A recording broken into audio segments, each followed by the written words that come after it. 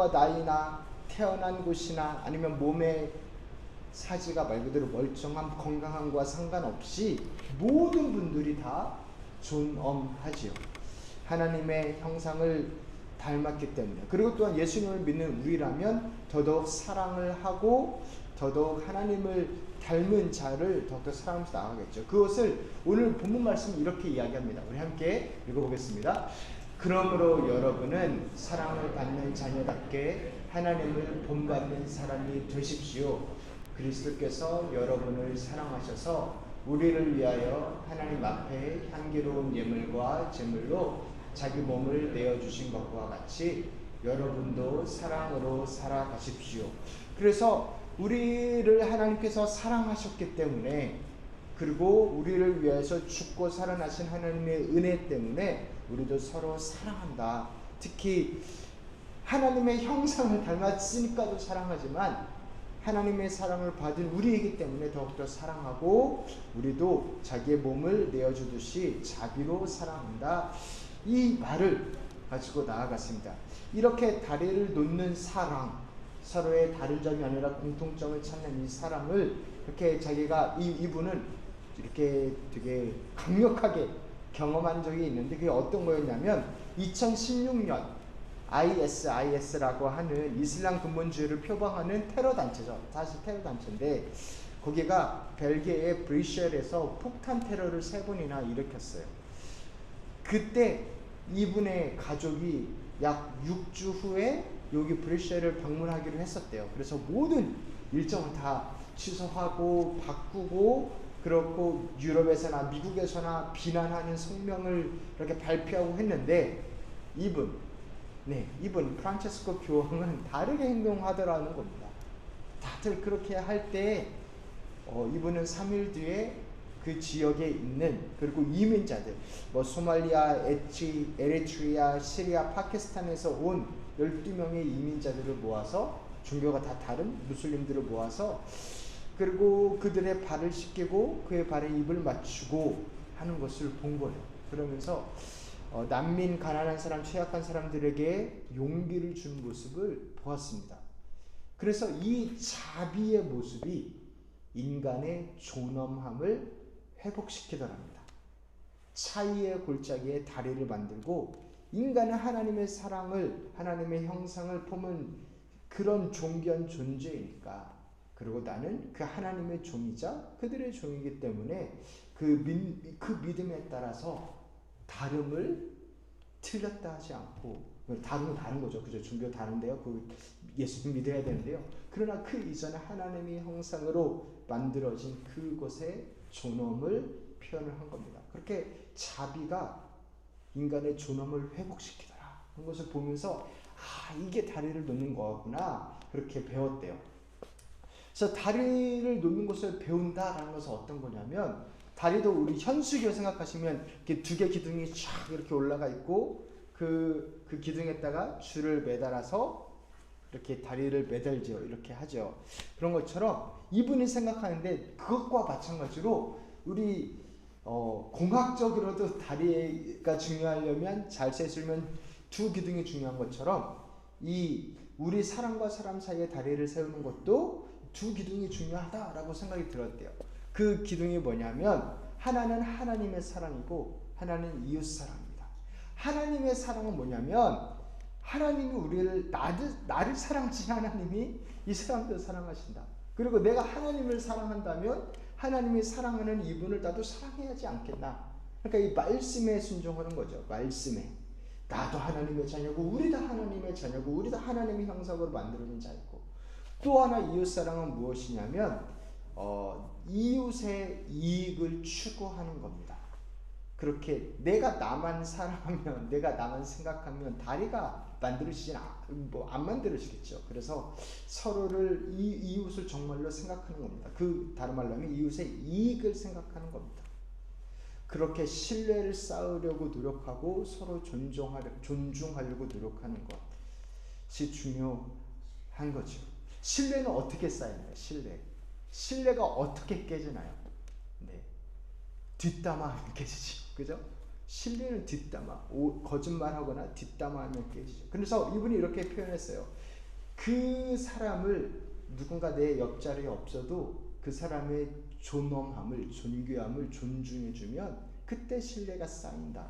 뒷담화가 아니라 모든 사실을 조사한 후에 다 알아보고 공개적인 의견을 낼 때 신뢰가 쌓인다. 그리고 증거가 불충분하면 그 사람을 믿어주는 것, 그럴 때 신뢰가 쌓인다. 저는 이거를 무죄 추정의 원칙이라고 이렇게 부르고 저희 교회에서도 많이 이야기 나눴었는데요. 검사들이 그렇게 쓰잖아요. 그 법정에서 무죄 추정의 원칙, 증거가 확실하기 전에는 무죄라고 하는 것. 저는 그게 되게 중요하다고 생각해요. 이렇게 누군가 이렇게 이야기를, 누군가의 험담을 들었다. 제가 눈으로 본 거 아닌데, 그죠? 그리고 아무리 눈으로 봤어도 얼마든지 오해할 수 있고, 사실 사람은 본인이 잘못한 건 이야기 안 하고 남이 잘못한 것만 이야기하는 게 훨씬 편하고, 그러니까 무죄 추정의 원칙. 그래서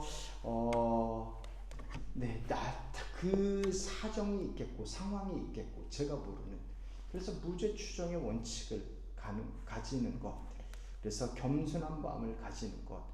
그래서 만약에 내가 오해하고 나도 같이 막 그러면 사탄만 좋아하는 일이잖아요. 섭섭하게만 들어오는 거고, 그죠? 그래서 그런 것들, 그렇게 존중하고 신뢰를 쌓으려고 노력하고 깨는 게 아니라, 그리고 겸손. 겸손은 어떨 때 우리가 겸손해지나? 저는 그런 것 같아요. 이분이 이렇게 표현했는데, 내가 받은 용서를 생각하면 겸손해지는 것 같습니다. 내가 하나님 앞에 얼마나 큰 죄인인데, 얼마나 큰 용서를 받았는데, 그래서 나와 이 사람의 차이보다는 사실 나와 하나님의 차이가 훨씬 크죠. 하나님은 정말 거룩하신 분이고 정말 사랑이 많으신 분이고 나는 너무나 연약한 죄인인데, 나와 하나님과의 차이도 극복하시고 사랑으로 메꾸신 하나님께서 나와 이 사람의 차이를 메꾸실 수 있지 않을까. 그 능력이라면, 그 성령의 능력을 의지하는 게 겸손인 것 같습니다. 그 성령께서 어떻게 역사하시나, 이분의 이제 한 에피소드를 하나 좀 들려드리고 마무리하려고 하는데요. 이분은 나의 약함을 통해서 일한다 하시면서 그 약함이 어머니를 이야기합니다. 약함을 이야기하면서 그의 어머니는 가끔 극심한 우울증으로 되게 힘들어 하셨대요. 그래서 그 우울증이 어디서 왔나 따져보면 유산을 몇 번 하셨고, 그리고 또한 형제가 돌아가시기도 했고, 그게 좀 원인이기도 했지만, 또 다른 원인은 1950년대 이제 가정주부가 감내해야 했던 아주 그냥 일상적인 일들. 월요일에는 빨래하고, 화요일에는 다리미질하고, 수요일에는 청소하고, 목요일에는 장을 보고, 금요일에는 빵을 굽고, 그런 것들. 아주 그냥 너무나 단조롭고 그러한 일상들이 우울감을 가져오지 않았나 싶다고 생각을 하시더라고요. 그러면서 겉으로 볼 때는 일주일에 2번 예배를 드리는 아주 정상적인 그리스도인이었지만 집안에서는 달랐답니다.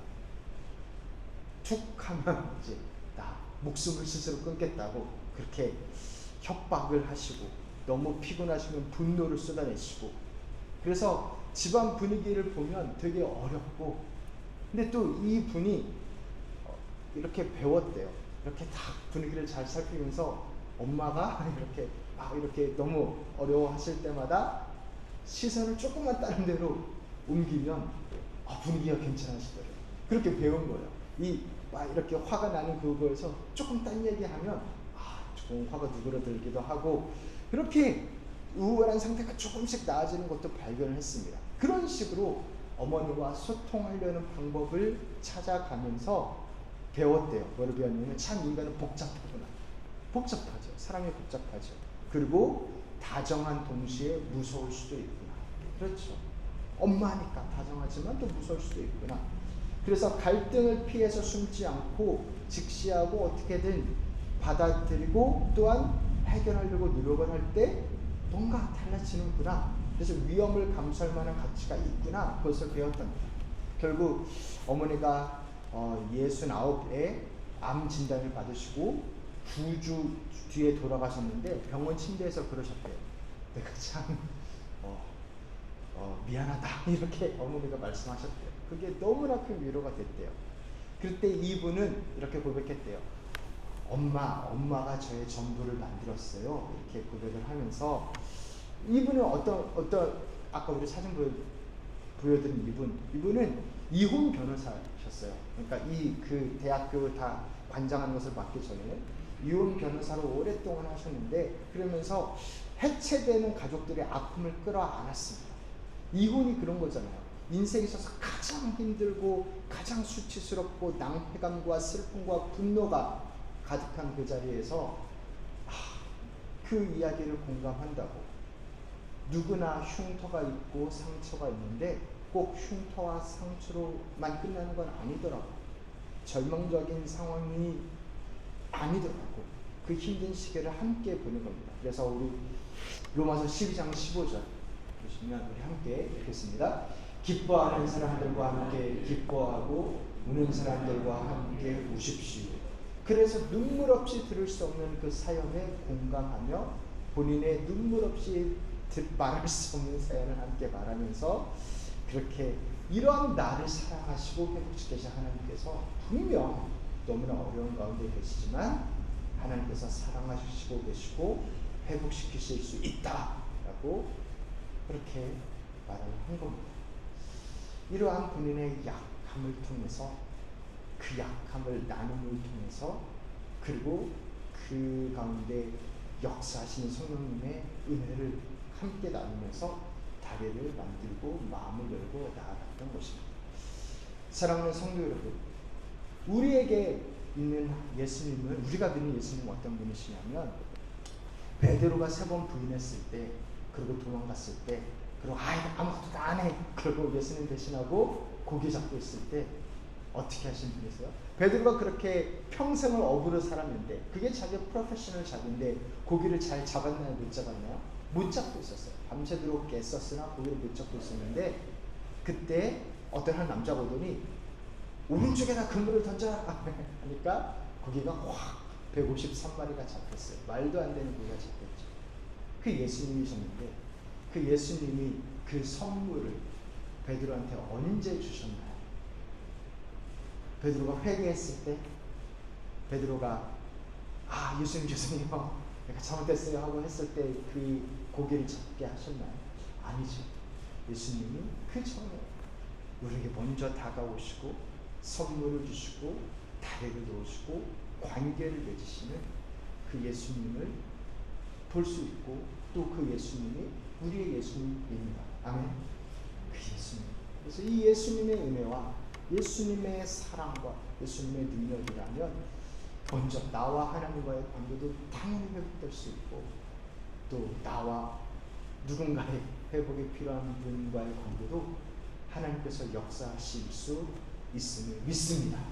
성령의 은혜를 다시 한번 기대하고 그 은혜를 그 하나님의 상하심을 맛보며 나아가시기를 다시 한번 주님의 이름으로 축원합니다.